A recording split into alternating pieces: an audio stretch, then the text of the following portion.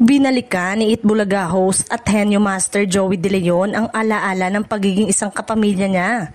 Sa latest Instagram post ni Joey noong Sabado, October 18, ibinahagi niya ang employment letter na ipinadala sa kanya ng ABS-CBN noong October 1969. Nakasaad sa nasabing liham ang pag-reclassify sa employment status ni Joey mula sa temporary patungong permanent.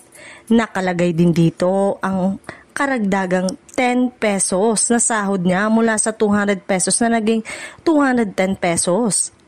Permado ito ni Lorenzo Itanyada Jr. na nooy Assistant Vice President for Administration ng ABS-CBN Broadcasting Corporation.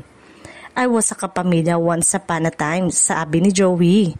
Umani tuloy ng samot-saring reaksyon ng post mula sa mga netizen. Narito ang ilan sa kanilang mga komento. Sir Joey, napaka-legendary ng contract na yan, astig.